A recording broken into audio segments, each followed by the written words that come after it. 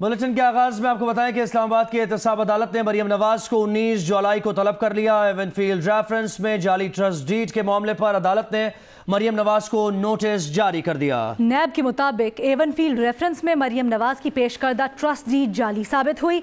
नैब ने मरियम नवाज के खिलाफ जाली दस्तावेजात पर ट्रायल के लिए दरखास्त दे दी।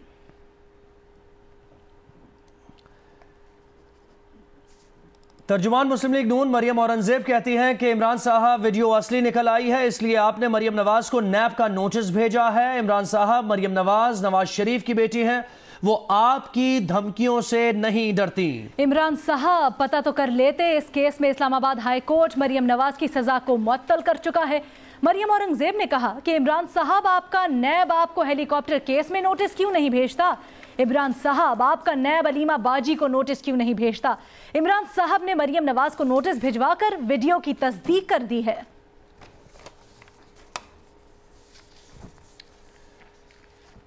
चीफ जस्टिस आसिफ सईद खोसा से कायम मकाम chief justice Islamabad high court justice Aamir Farooq की मुलाकात हुई। जराये के मुताबिक दोनों चीफ जस्टिस के दरमियान मुलाकात 1:30 बजे शुरू हुई और ये मुलाकात तकरीबन 40 मिनट तक जारी रही। मुस्लिम लीग नून के रहनुमा शाहिद खाकान अब्बासी कहते हैं कि वजीर आजम इमरान खान ने कल वीडियो के मामले पर यू टर्न लिया है। उन्होंने दावा किया है कि हुकूमत अपने तौर पर वीडियो को चेक करा चुकी, हुकूमत को भी पता है कि वीडियो ठीक है। वीडियो ठीक होने पर ही इमरान खान ने कहा कि वीडियो से हुकूमत का ताल्लुक नहीं, अदलिया खुद देखे। वजीर आजम इमरान खान ने कहा है कि साबिक हुक्मरान कौमी खजाने से पुरतय्युश दौरे करते रहे, मुल्क और कौम को इन गैर मुल्की दौरों से क्या हासिल हुआ। साबिक अदवार में खर्च हुए एक एक पैसे का हिसाब लिया जाएगा। वजीर आजम इमरान खान ने विफाकी काबीना के इजलास से खिताब किया। वजीर आजम इमरान खान को नवाज शरीफ और आसिफ जरदारी के दौर में अखराजात पर तफसीली ब्रीफिंग दी गई। बताया गया कि नवाज शरीफ के दौर में 1421.5 मिलियन गैर मुल्की दौरों पर खर्च हुए। आसिफ जरदारी के गैर मुल्की दौरों पर 183.5 मिलियन रुपए खर्च हुए।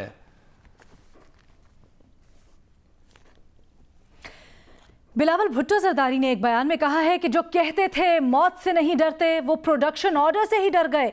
कायमा कमेटियों के इजलासों पर पाबंदी, पार्लियामान पर पार्लियामान के अंदर से हमला है। कायमा कमेटी के इजलासों के लिए आसिफ जरदारी के प्रोडक्शन ऑर्डर जारी किए गए थे। स्पीकर ऑफिस की जानिब से कायमा कमेटी के इजलास पर पाबंदी गैर कानूनी है। पार्लियामान के अंदर से ही पार्लियामान पे हमला हुआ है। स्पीकर साहब के दफ्तर से एक नोटिफिकेशन निकला कि ऑस्टेरिटी की वजह से सारे के सारे नेशनल कमेटी के जो कमेटी मीटिंग्स हैं वो कैंसल्ड है। हम प्रदेश कमेटी में भी ये उठाएंगे। ना सिर्फ मेरा अपना ह्यूमन राइट्स कमेटी का मीटिंग था, दूसरे कमेटीज भी होंगे, सदर जरदारी का भी था और सदर जरदारी का कमेटी मीटिंग के लिए प्रोडक्शन ऑर्डर भी था। तो वो जो लोग जो कहते हैं कि वो मौत से नहीं डरते, तो एक प्रोडक्शन ऑर्डर से डर गए ना। मगर पाकिस्तान पीपल्स पार्टी जो है वो इस किस्म के हथकंडे पहले भी देखे हैं, तब भी मुकाबला किए और आज भी मुकाबला करेंगे। स्पीकर कौमी असम्बली ने कायमा कमेटियों के तलब करदा इजलास मनसूख कर दिए। कौमी असम्बली के सेशन के दौरान कमेटियों के इजलास बुलाने की हिदायत की। आसिफ जरदारी को आज प्रोडक्शन ऑर्डर पर कमेटी के इजलास में शिरकत करना थी।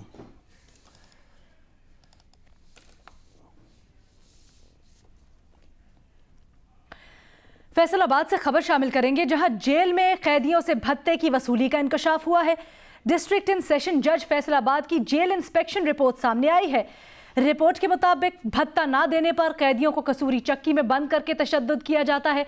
कैदियों से भत्ता वसूली में इजाफा मौजूदा जेल सुपरिटेंडेंट की तैनाती के बाद हुआ। भत्ता वसूली का निजाम 6 जेल मुलाजमीन और 1 कैदी चलाता है। बैरक तब्दीली के लिए 5000 रुपए तलब किए जाते हैं। नशे के आदी कैदियों को जेल में मनशियात भी फरोख्त की जाती है। कैदियों को गैर इंसानी हालत में रखा और खिलाया जाता है।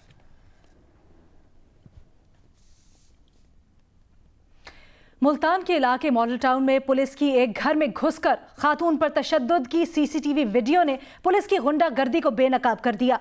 खातून को थप्पड़ मारने पर एसएचओ को मुअत्तल कर दिया गया। जियो न्यूज को मिलने वाली सीसीटीवी वीडियो में देखा जा सकता है कि 2 पुलिस एहलकार एक घर में घुसकर चारपाई पर बैठी खातून से कोई बात करते हैं और फिर एक एहलकार जोरदार थप्पड़ खातून के मुंह पर मारता है और दीगर पुलिस एहलकार खातून को अपने हमराह ले जाते हैं। खातून के शौहर सज्जाद के मुताबिक रिश्तेदारों से जायदाद का तनाज़ा चल रहा है। रिश्तेदारों ने थाना मुमताज़ आबाद में हमारे खिलाफ दरख्वास्त दी थी, जिस पर पुलिस ने उनकी बीवी को तशद्दुद का निशाना बनाया और साथ ले गई। CPO ने नोटिस लेते हुए SHO मुमताज़ आबाद को मुअत्तल कर दिया है।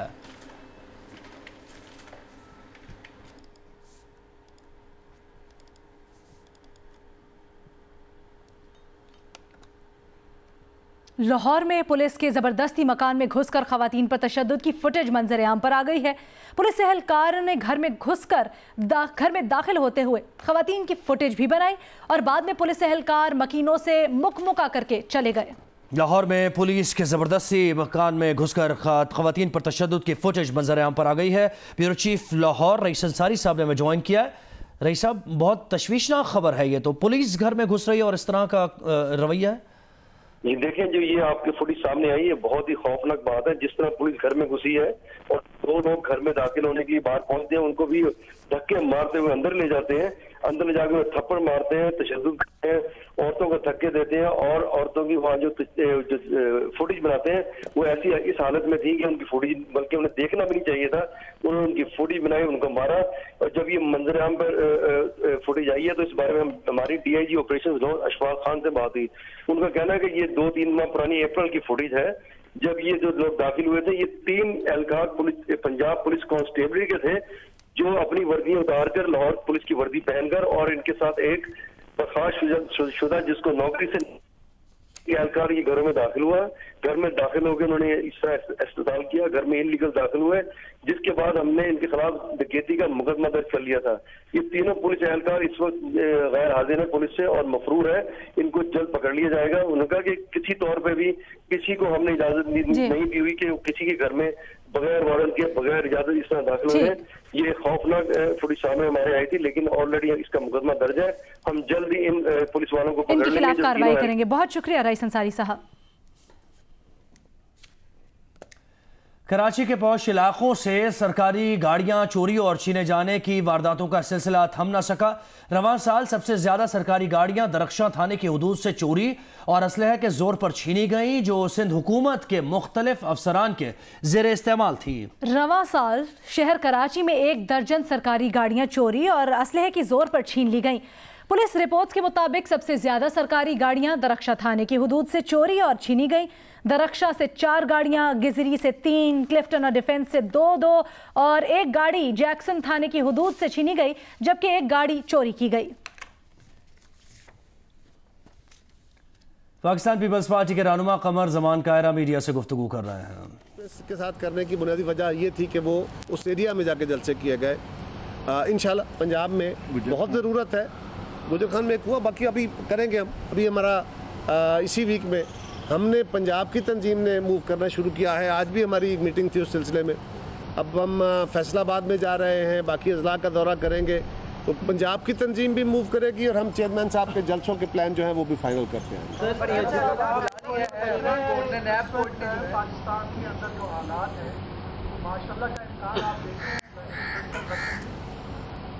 मेरा नहीं ख्याल जी कि कोई इस तरह की सूरत हाल हो सकती है। मेरा ख्याल है कि हमारे इदारों ने भी माजी से सीखा है, सियासी जमातों ने भी सीखा है और हम बार बार कह रहे हैं कि हम सिस्टम को डिरेल नहीं होने देंगे। हमने बड़ी कुर्बानियाँ इसके लिए दी हैं। सो हमारी जमात भी कमिटेड है, अपोजिशन भी कमिटेड है, हुकूमत अलबत्ता इस बात पे उन्हें परवाह नहीं है, लेकिन हम समझते हैं कि जहाँ सियासी जमातों ने और सब ने सीखा है वहाँ हमारे इदारों ने भी सीखा है। सो ऐसी कोई मुहिम जोई की इम्कान नहीं है। आज हम सब यहाँ पर हैं, आप बैठे हैं, हम इधर हैं, तकरीर रहे हैं, लेकिन हमारा लीडर पाबंद सलासल है, सलाखों के पीछे है। वो भी सौदा कर सकता था, अपनी जान बचाकर आराम से रह सकता था, लेकिन उसने मुल्क में जमहूरियत के लिए कुर्बानी दी। उसने कहा कि मैं अपने असूलों पर खड़ा रहूंगा, मुल्क में आईन की बालादस्ती के लिए खड़ा रहूंगा, मुल्क में पार्लिमान की बालादस्ती के लिए खड़ा रहूंगा। ये नहीं कि मुझे इक़्तिदार चाहिए। हमने तो नवाज शरीफ को इक़्तिदार से अलहदा कर दिया, हमने सियासत से अलहदा कर दिया, लेकिन आज भी पाकिस्तान के अवाम का दिल किसके साथ धड़कता है? नवाज शरीफ। या फिर जोर से बताएं।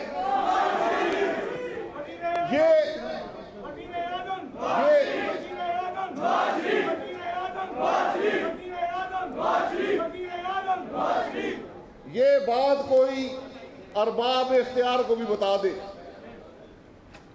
कि सिलेक्टेड हुक्मरान, अब सिलेक्टेड के लफ्ज में भी पाबंदी है। मेरे सारे टीवी वाले परेशान हो गए। सिलेक्टेड का लफ्ज आप पाकिस्तान में नहीं बोल सकते, पाबंदी लग गई है। ना पार्लियामान में बोल सकते हैं, ना टीवी पर बोल सकते हैं। तो सिलेक्टेड का लफ्ज मैं नहीं बोलता। जो हुक्मरान हैं, जो उन्होंने किया है, वो भी आपके सामने है।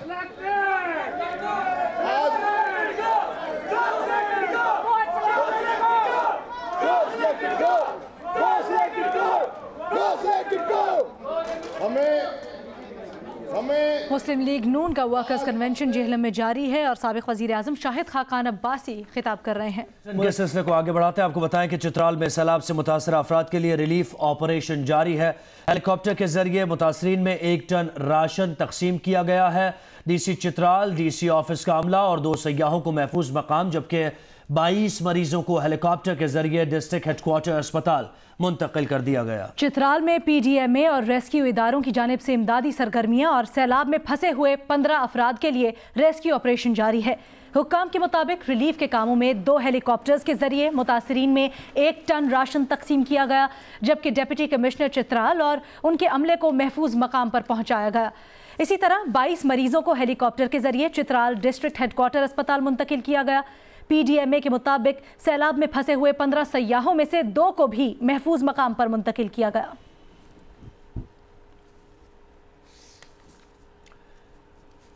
चित्राल गोलेन ग्लेशियर फटने और फिसलने से मुतल्लिक महकमा मौसमियात ने 18 जून को सैटेलाइट तस्वीर जारी की थी।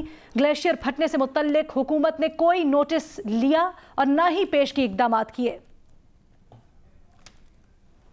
चित्राल में 25 किलोमीटर दूर मशरक़ की जानिब वाक़िया वादी गोलन में बर्फानी झील फटने और फैलने से मुतालिक महकमा मौसमियात ने 18 जून को सेटेलाइट तस्वीर जारी की थी। रिपोर्ट के मुताबिक सेटेलाइट तस्वीर में वाज़ेह तौर पर देखा जा सकता है कि बर्फ में ढकी झील फैल रही है। ताम इसके बावजूद मुतल्लिका महकमों ने न नोटिस लिया और न ही पेशगी इकदाम किए। इस हादसे से मुतालिक ज़िली इंतजामिया की जारी करदा इब्तिदाई रिपोर्ट के मुताबिक 3 जुलाई को सेटेलाइट की दूसरी तस्वीर में देखा जा सकता है कि झील की लंबाई 0.043 मुरब्बा किलोमीटर थी। रिपोर्ट के मुताबिक 7 जुलाई दोपहर को बर्फानी झील फैलने से सैलाबी रेला आया, जिससे जमीनी राब्ते मुनक़ता हुए। सैकड़ों अफराद महसूर होकर रह गए। कई घरों, दुकानों और खड़ी फसलों को नुकसान पहुँचा, जिस पर इमदादी कार्रवाइयाँ शुरू की गई। अब तक 45 अफराद को महफूज मकामात को मुंतकिल किया गया है, जिनमें 12 खवातीन और 10 बच्चे भी शामिल है। रसूल दाऊद, जियो न्यूज़, पेशावर। टीवी की मारूफ और सीनियर अदाकारा ज़हीन ताहिरा कराची में इंतकाल कर गईं। ज़हीन ताहिरा ने 700 से ज़ायद ड्रामों में अदाकारी के जौहर दिखाए। ज़हीन ताहिरा की ज़िंदगी पर नज़र डालते हैं इस रिपोर्ट में। 1946 में भारत के शहर लखनऊ में पैदा होने वाली मारूफ फनकारा ज़हीन ताहिरा ने अपने फ़नी करियर का आगाज़ रेडियो से किया। 60, 70 और 80 की दिहाई में टीवी के मशहूर ड्रामे, जिनमें खुदा की बस्ती, हजे अकबर, मंजिल और 2019 में बर्फी लड्डू जैसे सैकड़ों ड्रामे शामिल हैं। मारूफ फनकारा ज़हीन ताहिरा ने अपने फ़नी करियर में चंद ड्रामों में हिदायतकार और पेशकार के तौर पर भी फ़राइज़ अंजाम दिए। इनकी गिराकदर खिदमात पर साल 2013 में लाइफ टाइम अचीवमेंट अवार्ड और हुकूमत पाकिस्तान की जानिब से तमग़े इम्तियाज से भी नवाजा गया। बुजुर्ग शहरी की शिकायत पर वज़ीर आज़म इमरान खान ने नोटिस लेते हुए हुकूमत ने फैसला किया है कि अंगूठे के निशानात मिट जाने वाले शहरियों के लिए बायोमेट्रिक शर्त खत्म की जाएगी। नुमाइंदा जियो न्यूज़ आसिफ अली भट्टी ने में ज्वाइन किया है। क्या अपडेट्स हैं आपके पास? जी बिल्कुल, वज़ीर आज़म इमरान खान ने एक बुजुर्ग शहरी की शिकायत पर फौरी एक्शन लेते हुए बायोमेट्रिक अंगूठे के जो निशानात जिन अफराद के मिट जाते हैं उनके लिए एक खसूसी जो है मराठी पैकेज का ऐलान किया है, जिसमें उन्होंने ये भी एडवाइस किया है नादरा को कि इस बारे में एक डिफरेंट किस्म का लाएअमल इख्तियार किया जाए। हुकूमत ने अंगूठे के जो निशानात जिन अफराद के मिट जाते हैं उन बुजुर्ग शहरियों के लिए बायोमेट्रिक की शर्त खत्म करने का फैसला किया है। ये बहुत बड़ा फैसला है जिसमें शनाख्ती कार्ड्स, मोबाइल सिम और बैंक अकाउंट्स खुलवाने के लिए बायोमेट्रिक की शर्त अब लागू नहीं होगी, जबकि वज़ीर-ए-आज़म ऑफिस ने नादरा को 30 रोज के अंदर इस जो अहकामात हैं उन पर मुकम्मल अमल दरामद की हिदायत। अच्छा, मुतबादिल तरीका क्या होगा आसिफ, इससे मुताल्लिक कुछ तफसीलात मिले? माबैन टास्क मैनेजमेंट सिस्टम भी कायम करने की हिदायत कर दी गई है। जी आसिफ, इससे मुताल्लिक कोई तफसीलात हैं कि मुतबादिल तरीका क्या होगा फिर? जी बिल्कुल, इस सिलसिले में जो फॉर्म बे होता है, जो पैदाइश का खाना जिसमें तमाम डिटेल्स लिखी होती हैं फैमिली की, जो फैमिली ट्री होता है उसकी डिटेल्स दी जाएंगी। और अगर किसी शख्स का जो फॉर्म बे नहीं है उसके पास, उसकी फैमिली ट्री में उसके शनाख्त के हवाले से डिटेल्स मौजूद हैं, तो सिर्फ उन्हीं की वेरिफिकेशन की जाएगी। क्योंकि ये बुजुर्ग शहरियों के हवाले से है तो लिहाजा जो शख्स पाकिस्तानी है और वो पाकिस्तान में रह रहा है और उसकी बाकी फैमिली भी यहाँ पे है, तो वो अपने साथ एक जो शनाख्त करने के लिए शख्स को लेके आएगा जो उसकी शनाख्त कर देगा, जिसके बाद वो बैंक अकाउंट भी खुलवा सकेंगे। बहुत शुक्रिया आसिफ अली भट्टी तफसीलात के लिए। वफाकी वजीर शफकत महमूद कहते हैं कि एहतसाब अदालत के जज से मुताल्लिक वीडियो का बारे सबूत मुस्लिम लीग नून पर है, वो वीडियो लेकर आए हैं तो वही साबित करें कि ये जाली नहीं। ये एक उन्होंने संगीन इल्ज़ाम एक जज पे लगाए और हम समझते हैं ये जुडिशरी पे हमला है। जज ने उसके जवाब दे दिए। अब तो ये इन पे नून लीग पे बार है, इस चीज़ का बार सबूत तो नून लीग पे है। वो जाके साबित करें कि ये जो जो जो जो उन्होंने स्टेप बनाई है वो सही है गलत है। उसके बाद नैब चेयरमैन की वीडियो में अब तो लगता है कि शायद इन्हीं का एक कोई लेबॉर्ट्री है जहाँ बैठ के ये वीडियोस बनाते हैं, तो शायद वो भी वहीं से निकली हो। लेकिन बहरहाल ये चीज़ मामला अब तो जुडिशरी के ऊपर अटैक है। जुडिशरी उसकी बल्कि इनको खुद अपनी ऑथेंटिसिटी के लिए खुद कराना चाहिए फोरेंसिक एनालिसिस उसका।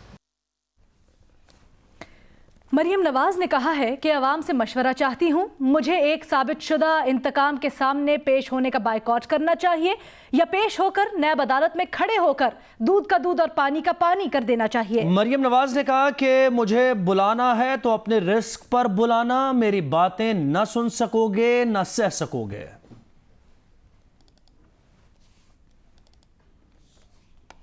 चेयरमैन सेनेट सादिक संजरानी को ओहदे से हटाने के लिए ऑपोजिशन सेनेटर्स ने तहरीक अदम एतमाद की करारदाद सेक्रेटरी सेनेट के पास जमा करवा दी। करारदाद पर 44 ऑपोजिशन सेनेटर्स के दस्तखत हैं और चेयरमैन सेनेट सादिक संजरानी ने सहाफ़ियों से गैर रस्मी गुफ्तगू की और कहा कि इस्तीफ़ा ना देने का फैसला किया है। उन्होंने कहा है कि करारदाद जमा होने पर कोई परेशानी नहीं।